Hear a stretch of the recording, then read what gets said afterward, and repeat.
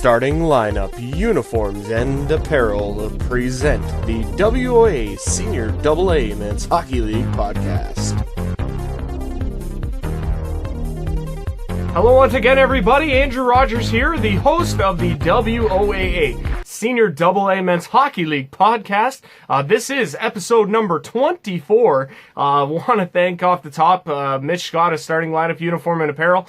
Spoiler alert, he is our guest on today's episode of the podcast. We're going to introduce him here shortly, but what we're going to do is take a look at our updated list of guests upcoming on the podcast, and there is a great list of them. We are going to start this week. So we have on Wednesday coming up, it's Canada's 153rd birthday, and we celebrate that in style with a Canada Day special. Make sure to tune in for that. It should be great. On Friday, we have Dave and Tyler Middleton. They're a couple of WOA Senior AA Men's Hockey League referees. Dave Middleton, of course, is also the in-game host of the Owen Sound Attack. His voice is reminiscent everywhere in the town of Owen Sound. They all know who he is. They all know what he sounds like. And he is a fixture in the community, and we look forward to having him and his son on talk about the referee side of the game. Following week, starting on Monday, July the 6th, we have Brendan Merritt coming in from the C4 Centenaires.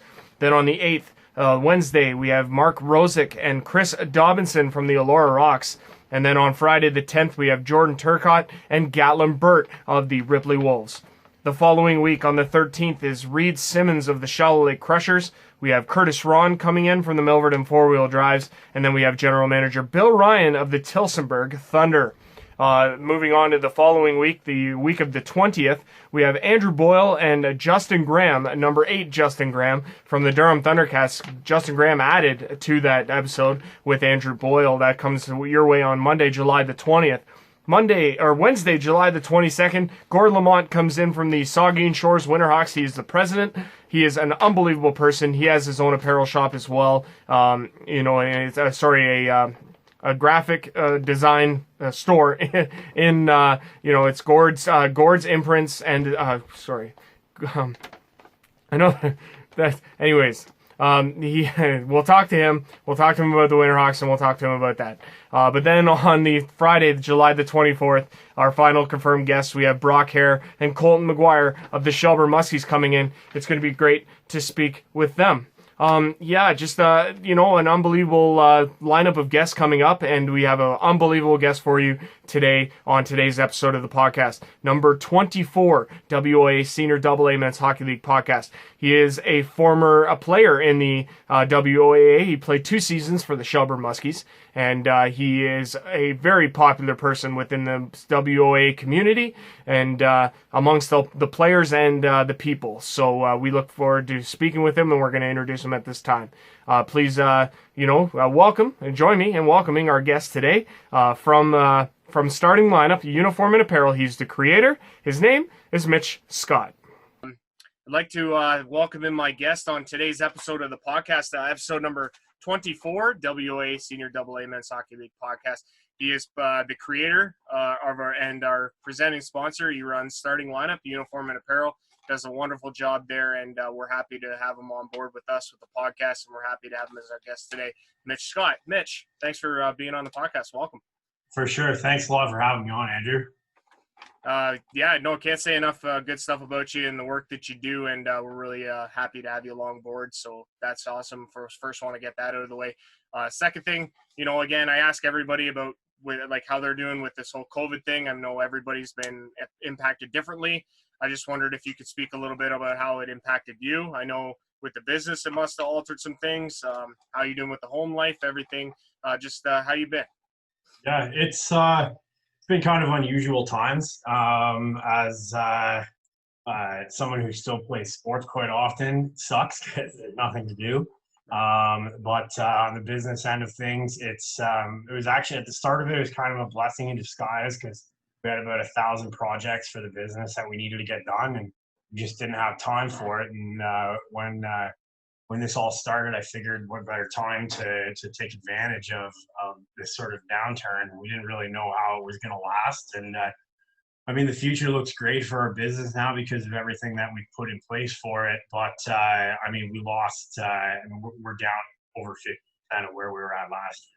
So definitely, the no sports has have hurt our business. But at the same time, I've been able to spend more time with my family, something I haven't been able to do a whole lot of over the last couple of years, traveling and things like that. So it's been good to be home, and there's no better place to quarantine or self-isolate than Collingwood. Yeah, no, for sure. It's a lovely place. I've been there. I mean, growing up, not extremely far from there, but obviously, yeah, super nice in the summer, even better in the winter. A lot of things to do there, for sports and being athletic and that sort of thing. I want to ask you about the business. I want to start there because it's a huge part of what you are. It's a huge part of what you do, starting lineup, uniform, and apparel. How long has it been in operation now? Starting lineup has been in operation since 2018. April 2018 was when I left the city. It's something I've been doing for a long time. I've been in the business now for almost 10 years, and I could have operated the business from anywhere and started it up. I really wanted to move home to Collingwood, and so we've been running since 2018 now. Pretty good. 2019 last year was when we really started to take off the brand. So I guess where did the idea come from? Like what inspired you to kind of want to do this and take this path? I got offered a job. When I first got into this, I didn't know anything about business. I did take a program at Fleming College called Sporting Goods Business, got me into sort of the whole gist of it. And one of the things that my professor said is there's no money in hard goods to be made anymore, but soft goods is the way that everything is moving. And obviously money drives everything. But I got offered a job with a startup a couple of years ago, and we really did well with it. We specialized more in like NHL jerseys and things like that. But Right. I found what I really got excited about was doing teamwear and doing the custom teamwear. And more that I got to know the business and I got to know how to graphic design and things like that, building websites, all of that. I just really got more and more interested in it. And then I worked for Athletic Knit for a couple of years, who's the largest manufacturer in Canada for teamwear, uniforms and apparel kind of thing. So we do a lot of business with Athletic Knit through starting lineup. I have a great relationship with them, and the owners of Athletic Knit have been unbelievable and instrumental in helping us grow. That's really cool, man. Like it to me, like it seems like this is the kind of thing when you get into this business, it's like creative juices are just flowing out the wazoo, man. Like it is, but like is it just you alone, or do you have a couple people that work alongside you? No, we have a couple of people who work alongside us. We have a couple of guys who will help out with sales here and there. Theo Beckham does a little bit of stuff for us before he started his ice cream stand in Owen Sound, which is crushing, by the way. Oh yeah. And Tyler Ryan has helped out a little bit with some stuff. Rich Wigmore, who used to play a lot in the league, he's been a big help as well with doing some sales and bringing in new business. But in terms of actual production, really lucky to work with my dad every day, and it's kind of helped us come closer together over the last few years. We will have like student helpers every once in a while, but for the most part, it's just us in there. Do you find that in this line of business that you're in, like word of mouth is everything? I mean, that's what I was taught when it came to running businesses and advertising and all that sort of stuff. Like I used to sell gym memberships for a job. I did that for a little while, and word of mouth was one of the things that they try to drive into. I'd say that would make a successful business in your case. Word of mouth is, I would say at this point, about 75% of our business. And if I were to measure the trickle down effect of where all of our orders kind of started coming from, before I started playing in the senior league, I was playing in a 3-on-3 league with a lot of like guys that are in the WOAA and some ex-pros and junior guys. And that was in my first year, that 3-on-3 league was like my number one referral platform. And then I play a ton of ball hockey, and a lot of guys know me in the ball hockey leagues now. I was basically the jersey guy, and it's incredible how many guys will just like be waiting for me to come off the floor for my game just so they can start talking about jerseys with me or something like that. So that's pretty cool.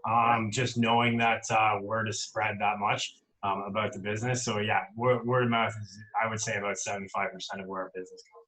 That's really cool. And you know what also is like, just in talking to you about it for the past however many minutes we've been on here, like I could just tell you're passionate about it. And I got to say, if you're going to be successful in any sort of line of business, you got to have a passion. Yeah. I tell a lot of people, like, we have to offer apparel in our business. Like, we do a lot of corporate apparel, things like that. That's not really the stuff that gets me excited, but it helps, especially at this time when there's no sports running. It really helps, generate some revenue. But when someone comes to us, nothing gets me more excited than when somebody comes and they say, we want jerseys, but we don't know what we want. And I'm like, okay, sounds good. That is a challenge right there. Whereas I know some companies will be like, all right, well, why don't you come back to us when you have an idea of what you're looking for? I'll start throwing out a few thoughts to them, much like what I did with Tyler Ryan's team. He has some men's league team called the Border Hoppers. They didn't actually have a name. They didn't have a logo. Right. I created it all for them from scratch, and it was pretty gnarly. So I get really excited when people come to us with a blank slate. Man, those jerseys were so awesome, dude. I seen them. I was like, oh my God, these are incredible. They were really sick, honestly. Like your work is phenomenal, really. And like the thing is I got to imagine that for you, like you take a lot of pride in the work that you do. I mean, you take a lot of pride in the fact that like you stand by your product, you stand by how good it's going to be, and you deliver. That's got to be so important to your business. Reputation is everything in this business for us, especially, like I said, in business, that's about 75% driven by referrals. Everybody knows somebody, and I can't afford as a business owner to have bad referrals. Like, there's a lot of things that happen that are completely out of my control, and like I'll go, like, if an order gets delayed, like we've had incidents where like orders, for whatever reason, we do a lot of work over in China as well. Most of our stuff is made in Canada, but some of the China stuff, like we've had holdups for up to a month at customs. And, in order for something like that to try to just de-escalate situations from going any further, I'll offer, t-shirts or hoodies or something like that for the guys who ordered. And like, I want to make sure that we take care of everyone. And I try to meet almost everybody that we do business with. I know that we do a lot of business, so that's just not going to happen with everyone. But the local business, I really try to meet everyone and build a relationship. Well, and like you could speak to that too. I mean, like it's got to be so important that it's on a personal level, that you have a personal connection with these people to be able not only to keep your reputation intact, that is obviously so important, but to be able to maintain that for the referrals that you're speaking about. No, absolutely. And I think it's kind of funny when I play ball hockey, there's a ton of teams, like I said, that wear our jerseys, and I have to kind of keep in mind of that sometimes, and not to get overly competitive or overly rough when we're playing. Just because, like last year, the one of the big tournaments in Canada that we play in every year happens in September in Barrie, and we ended up playing in the finals against Kyler Nixon's team. He was playing for a team called the Barrie Titans, and I did those jerseys. And so I'm playing against a team who I've already got their business. And first shift of the game, I ended up getting in, like, not much of a skirmish, but a little bit of rough stuff. And the guy who actually placed the order for the jerseys came up with a little grin on his face, and he said, "Just remember who ordered those jerseys from you." So that's the kind of stuff that I got to deal with. But it's a lot of fun. I take a lot of pride in seeing other teams wearing our stuff. I would imagine so. Take me back now to the 3HL days, because that's something I hear a lot about with a lot of people that I've talked to. They often refer you, like they often reference your name. They often say, "Yeah, we played with Mitch, and we played a bunch of other guys in this 3HL league." What was that all about, and how I guess expanded in the league did it really grow? Like, I mean, there's a lot of guys from this league that play in this as well. That was probably the most fun I've ever had playing hockey. It wasn't overly structured for the most part. I mean, listen, the guy who ran the league came in with best intentions. He spent a lot of money. He spent a lot of his own personal money, and he started funneling money from his other businesses, and eventually it just got to be where it was too much for him, and it couldn't operate anymore. It just wasn't even feasible. But it was a blast. I ended up seeing it on a whim and finding out about it, and I was kind of at a crossroads on what I wanted to do, and I was down to try anything. And I hadn't played like super competitively in a couple of years. I mean, I was probably 6 years out of junior at that time. So I thought I would go try out just for fun, see what it was like.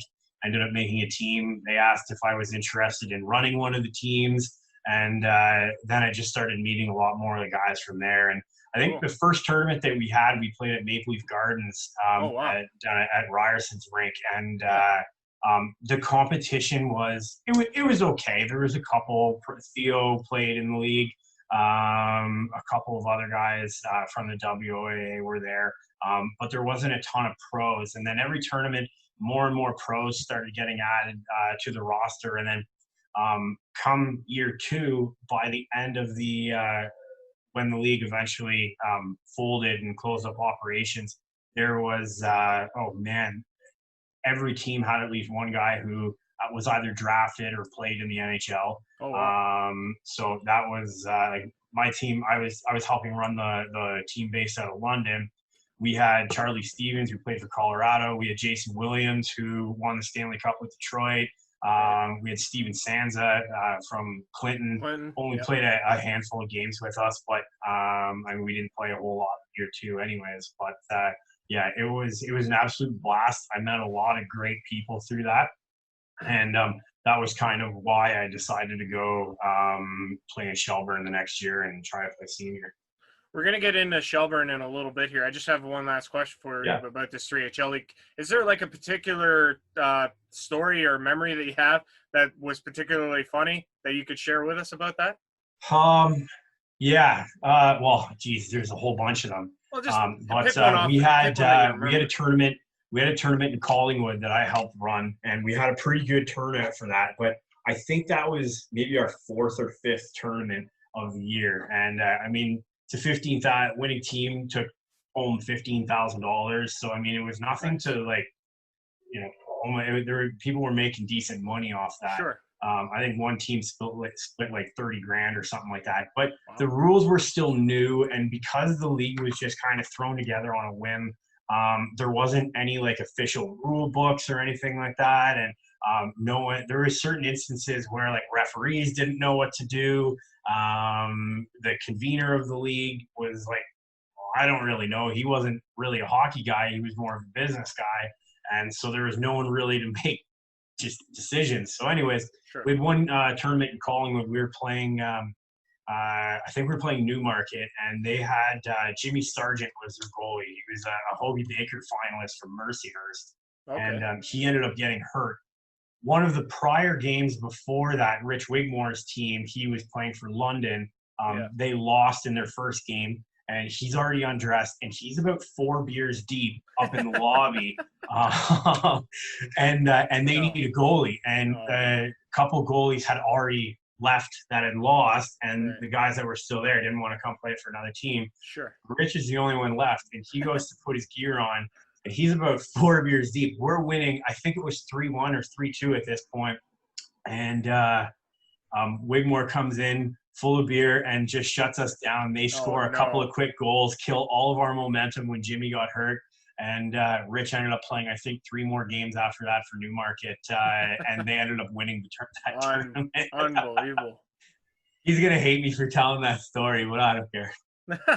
Well, you got to make sure he watches the podcast, though. That's the first step. Well, that's great. That's a funny story. So I want to talk about your junior career. So you played for the Lakefield Chiefs for a couple seasons. That's correct information, right? Yeah. I played for Lakefield for 2 years when I went to college. I started in Alliston, and then played my second year I played a year and a half for Collingwood for the Blues. Yep. And then I knew I wasn't going anywhere with hockey after that, so I decided to go to college. And when I was there, I played, I think, 10 games for the Peterborough Stars. Okay. And had the option to go down to Junior C after they let me go. And so finished 2 years with Wakefield, and that was some of the most fun years of hockey in my life. Do you reminisce a bit about that? What was so special about playing for Lakefield? Lakefield we weren't a great team. I think we were horrible in the regular season, and then we showed up come playoff time, and we always did really well. But I was much like the WOAA.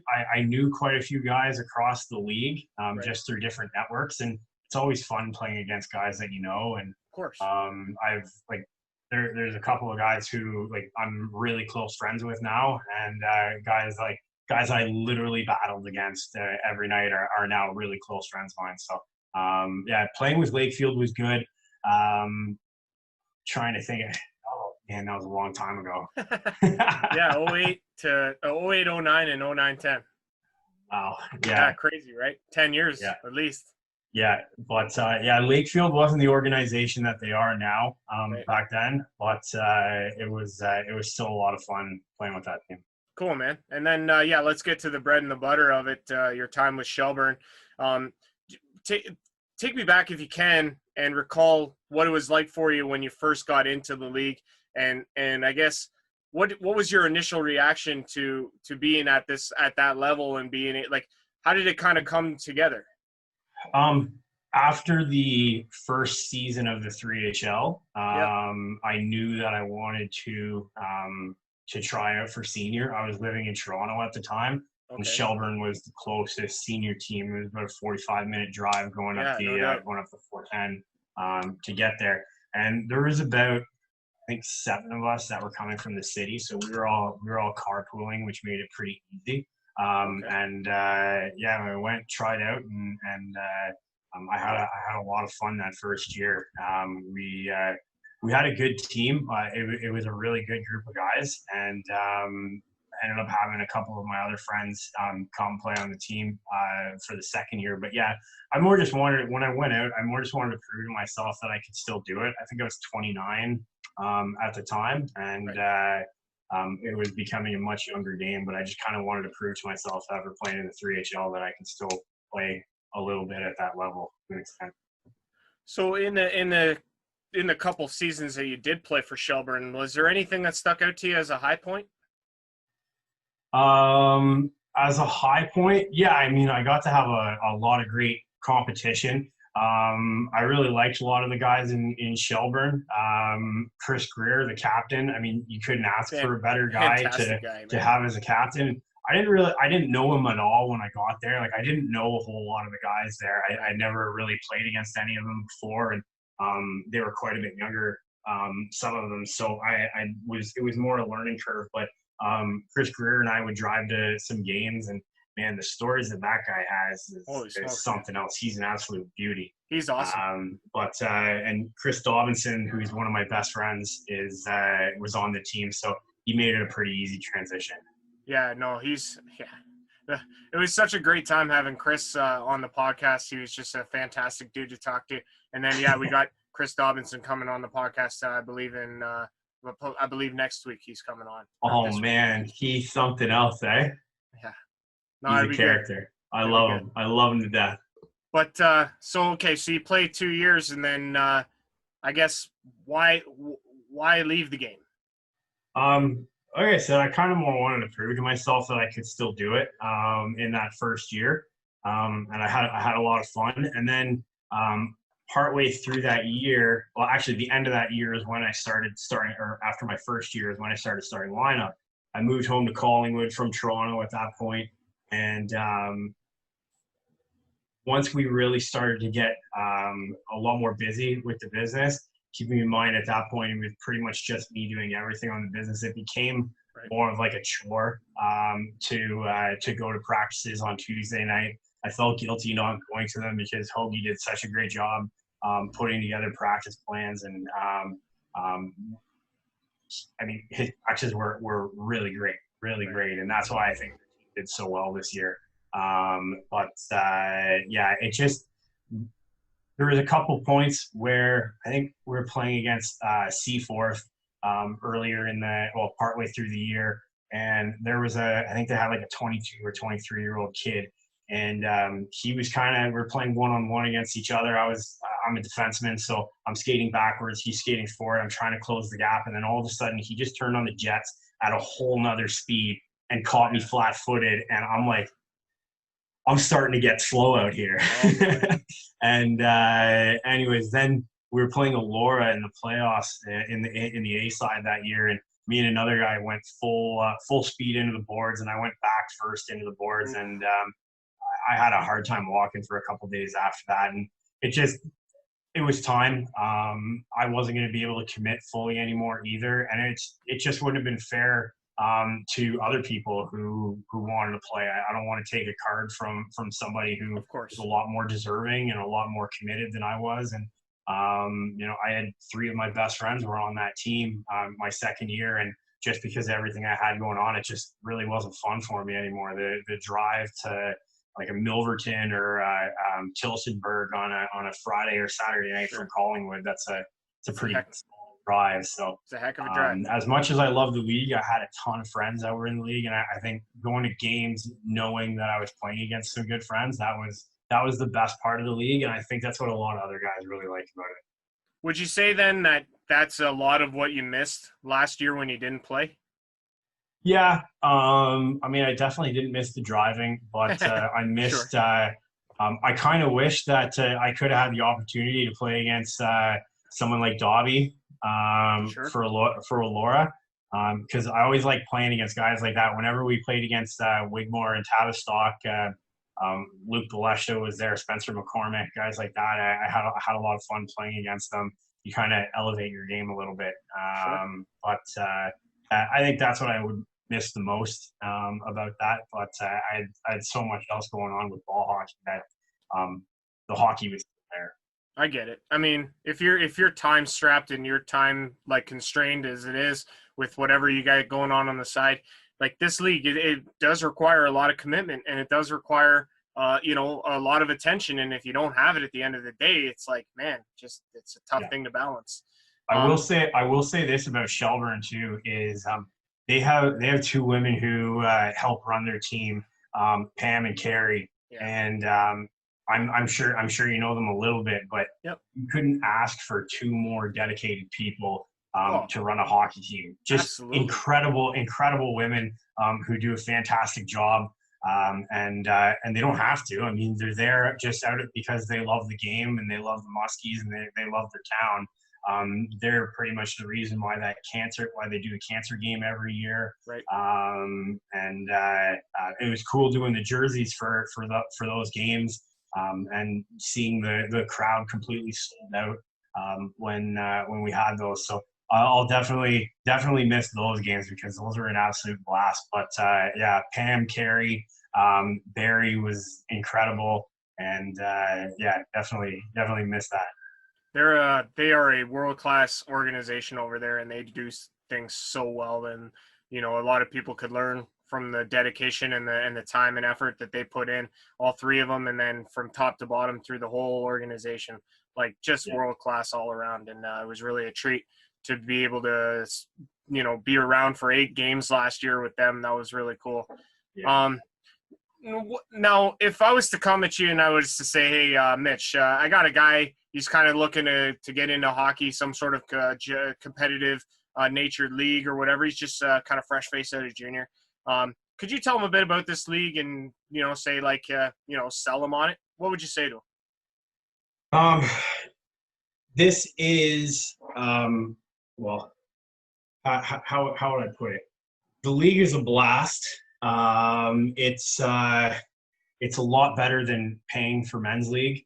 Guys are super competitive in it. It still gives you that competitive edge that you might not get anywhere else. I know there's senior AAA league. There's like a 14 loop I think for the OHA. Who knows how much longer that league is going to last, especially after this. but the WOA does such a great job of it feels like old time hockey when you're playing in this, and that's really one of the homely things. Like I'll tell you straight up, we and I'll give the WOA credit for this. Before I played for Shelburne, I tried getting a senior team in Collingwood. We went through the whole thing. I had ownership in place for it. We had a group of people who wanted to do it. It's a lot less expensive than owning a junior team or running a junior team. Especially if you do it the way like Shelburne does, where they don't really take buses all that much. It's not necessarily required, but so we tried putting a team in Collingwood. We had the full pitch. We had a list of 20-something players that we wanted to bring onto the team. And the WOA has their restrictions. I think it's like 17,000 population max, and I think they ended up making an exception. Tillsonburg and Collingwood, when we approached them, was 21,000. They were worried about other towns of the same size coming in and sort of poaching other players and things like that. So, credit to the WOA to keep it more of a smaller town feel. And I think that's what you're getting when you come play in the WOA or in the league, whether it's for a town like Shelburne or Tillsonburg, who draws pretty well, Clinton. So it's a lot of fun. It keeps the competitive juices flowing. And if you're a competitive guy, you're going to love the league. Right on. No, that's cool. I like I say, I appreciate all the things you say about WOA. We share a lot of the same similarities in that sense about how great this league is. And, we've talked about that prior. Now, when it comes to hockey in general, who would you say is your biggest influences on why you even got into the game in the first place? Like, who do you owe your hockey career to? My parents got me in it at a really young age. I was never like a superstar by any means, but I just loved it. I just loved it. I loved to play, and instead of going out to parties and things like that when I was in high school, I was going to the outdoor rinks with my friends, and we would that was our Saturday night instead. And I always just had a passion for it, but I started working at a sporting goods store here in Collingwood when I was like 14, and just loved hockey equipment, knew it's what I wanted to do when we kept going further into my career and into the business career. That's really where it started to come from. And then when I went to college, my college professor, Charlie McGee at Fleming, was absolutely incredible and really instrumental to me getting to where I am now. So being involved in hockey and in the business side of it, I owe a lot to him. Right on, man. That's wicked. That's fantastic. Let's get back to a starting lineup because, I mean, obviously, like if it wasn't for starting lineup, chances are, I would have met you down the road maybe, or I probably would have heard about you from somebody in the league. But, like I say, having your backing with this podcast has been nothing short of incredible. And I've stated that on every podcast and I've meant it every time. Appreciate that. It's just, the idea that you came along and you wanted to be a part of it was huge to me because I never really thought of that when I first started this thing up, that was even something to consider. Like, I didn't think anybody would want to back this thing financially, let alone want their names all, but like it's like I said to you in the beginning, I think we both can benefit tremendously from this. And I don't know if you have, but I mean, I know that without you sharing it like you do and other people in the league, which are obviously talking about it, that this thing is starting to go in a positive direction. No, absolutely. A lot of the guys that I know who are in the league, they're all talking about the podcast, asking how I got into it, why I got into it. And I mean, I believe in the league first and foremost. Before I even, I didn't even know you beforehand, and it was just kind of an initial conversation of wanting to try to get involved somehow. I mean, yeah, listen, there's a business element to this as well. We did the jerseys for Shelburne 2 years ago. We're doing the jerseys for Shallow Lake this year. They're pretty nice. Mackenzie Fleming designed those himself. So we're pretty excited about that. Well, he's pretty creative, that guy. He's a really good guy, and awesome, he's got a couple great initiatives going to for cancer. The Hockey Hits Cancer, yeah, that's huge. Yeah, that's right. And another project I'm sure we'll announce later on down the road. But, yeah, I told him when he was on the podcast that like his so when he runs the tournaments, I wasn't like I came in after when it came to that tournament that he held in March there. But I told him, I said, man, I got to get involved in that because like I would love to be able to broadcast that and do it like I did with the games for the league last year. So to be able to do something like that for him would be huge. No, that would be really cool. We play in his tournament in Meaford every year. That he does. So I think he's done what, 7? I think so. Yeah. So, but no, just getting back to the league and to the being involved in the podcast. It's I just felt like on a business standpoint, it was a great demographic to go after. But just like I said, I believe in the league, and out of all of the leagues, because it's not really a Hockey Canada governed league, they can kind of create their own rules. They sort of do their own thing, but they stick to the traditions of hockey. Sure. And I believe that it'll always be here. This league will be able to uphold itself even when OHA leagues cannot. I believe that as well. Yeah. And like I say, there's a lot of heavy upside to being involved in this league, and I have felt that ever since I started paying attention. And like I said to you from the very beginning, like I feel like this league is so good that it deserves the kind of passion, deserves the kind of energy, it deserves the recognition and the exposure that this podcast allows.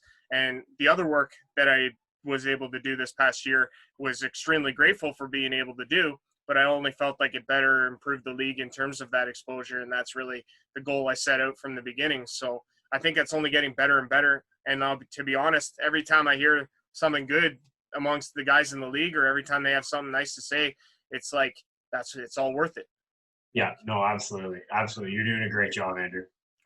Now in terms of, so with starting lineup, so what are some projects that you've done that you've been like really, really proud of? Like, is there like a particular project that you had to take on that you were at the end of the day were like, damn man, this is awesome? I think recently we one of the pluses that have come out of being in lockdown and COVID is it allows us to think outside the box as an entrepreneur and come up with some new business tactics. And we approached the Barrie Baycats, who are, other than the Toronto Blue Jays, I saw that, the next biggest baseball team in Ontario. Yeah, the IBL. I followed that for a little while. So before the podcast, there was a radio bit I did, and before that, there was a YouTube channel I ran, and it was like it's a product of this YouTube channel. But anyways, it was it's like a total sports talk type deal, and I did follow and make sure to follow closely along with that IBL league, which is absolutely fantastic, by the way, and a lot of good teams, a lot of good product there. But yeah, I did see your Barrie Baycats stuff. It is very impressive. Yeah, so we just announced last week that we're the official merchandise provider for the Barrie Baycats. That's amazing. We just finished building a custom shop for them online, something they've never had before, and everything just funnels through us on that. So and the best part about that is the referrals that come with it. They're already talking with other teams in the league about working with us. So we're hoping real soon to work more closely with the IBL.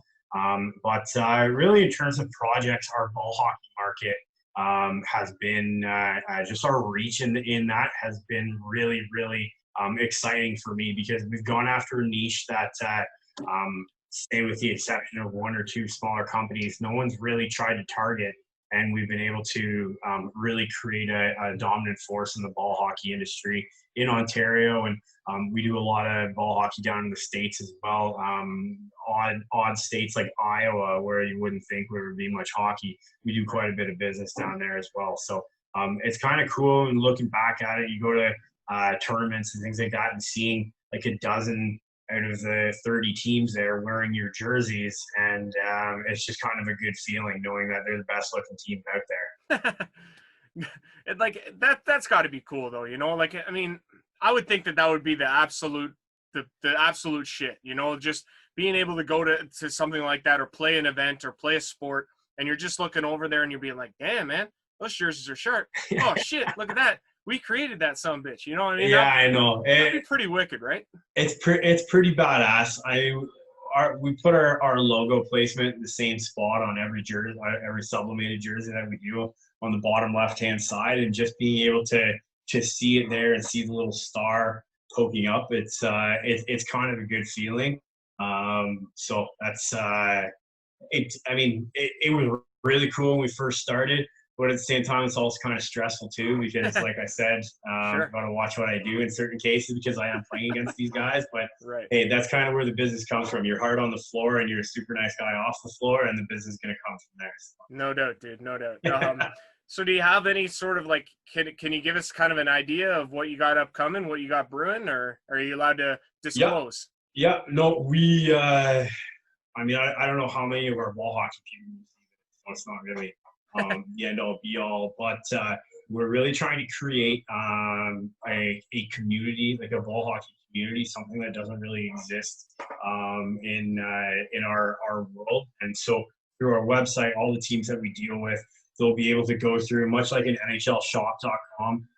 They'll have it's like a ball hockey shop, and you can go on and new players can order their jerseys directly from the website. They can go on and they can order hoodies, t-shirts, hats, shorts, all branded with their team logos on it. At any given time, they can find new product being uploaded on there. Plus, at the same time, we're going to be uploading blogs, schedules, tournament listings, things like that. So something that doesn't really exist in the ball hockey community. We're going to work more on that, and just sort of capitalizing on this deal with the Bay Cats. We're really trying to stem out into the ball hockey market more. But hockey's still our bread and butter, and it's always going to be there. But definitely, there's going to be a lot of focus put on ice hockey once it gets back into the full swing of things. Nice.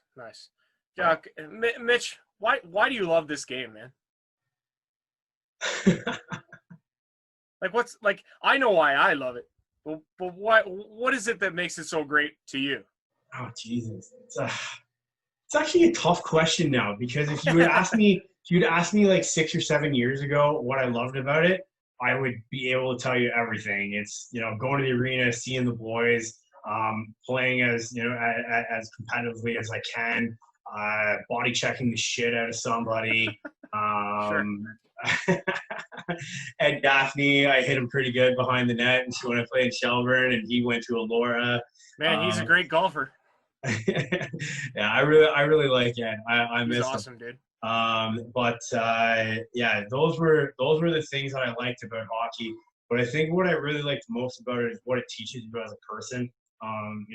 It can teach someone to be a complete asshole. And I know a lot of guys who have gone down that route.